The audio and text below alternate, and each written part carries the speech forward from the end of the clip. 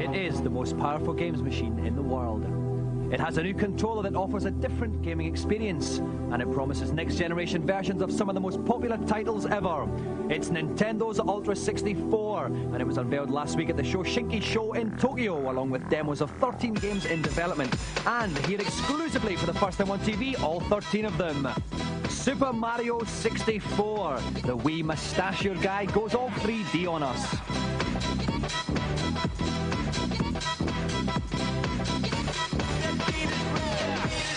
Super Mario Kart R, the top Super NES game, now goes 4-player mental. Don't know what the R stands for though. Kirby Ball is 64, he's still fat, he still looks like a balloon, but now he's all 3D texture map polygons. Wave Race 64 looking suspiciously like Wipeout.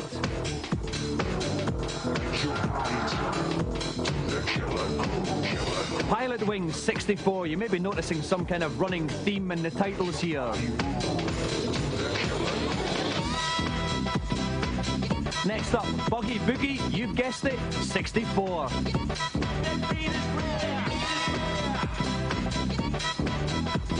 And amazingly, again, it doesn't have 64 in the title.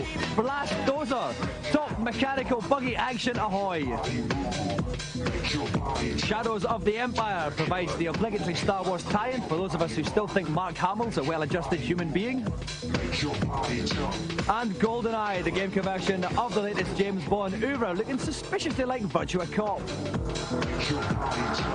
Body Harvest, no idea what this one's all about, but it involves a lovely wee man running around there, lots of big things chasing after him.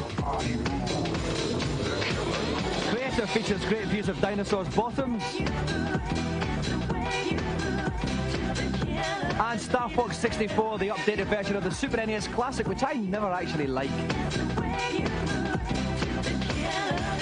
Finally, the Ultra 64 version of possibly the greatest game ever, The Legend of Zelda, once again, 64.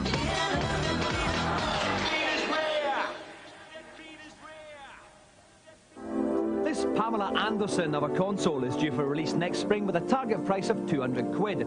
4 controller ports come as standard on the machine, but perhaps the most interesting aspect of the hardware is the controller itself. An obvious innovation is the central 3D stick, which allows precision 360-degree movement. It also controls the speed of the character, both essential tools for negotiating the next generation of 3D games. And because it's all 3D, different views can be chosen by pressing any of the 4 yellow buttons. The controller is covered in fire buttons as well. Cheeky left ones, cheeky right ones, and downright saucy underneath ones. With gameplay as complex as this, it's no surprise the controller also features a memory card, which enables you to save game positions and customize controller settings. Little wonder then that much of the excitement surrounding the machine quite literally comes from the gaming possibilities offered by it. However, the excitement of seeing the machine for the first time was tempered by the fact there was only 2 demos that punters could actually play.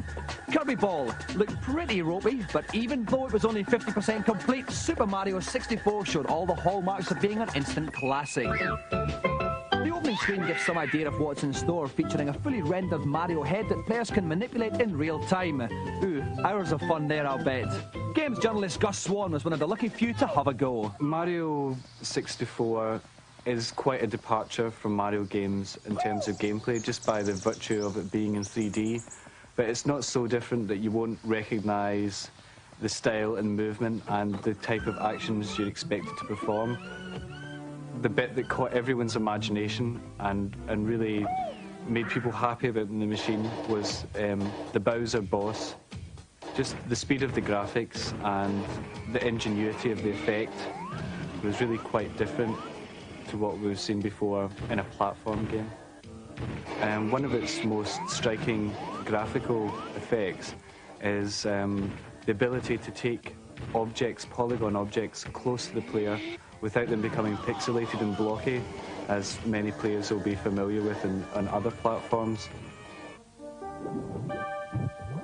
The stage we saw at the game, it was said to be 50% complete, and that perhaps explained why the levels were more sparse. There wasn't any levels where you were panicked with the amount of enemies or terrible jumps that you had to overcome. The size of the game may be up to 150 stages, and from what we've played of them already, it looks as if it's going to be extremely playable, with lots of hidden features as you progress. So I don't have any doubts it'll be a great game. So, after a year of leaving the next generation field open to Sony and Sega, the biggest video games company in the world is poised for a truly formidable comeback. Admittedly, the games themselves, costing 60 quid, are well behind schedule, but from what we've seen so far, it looks like when it finally arrives in April, the Ultra 64 will be quite smart as it happens.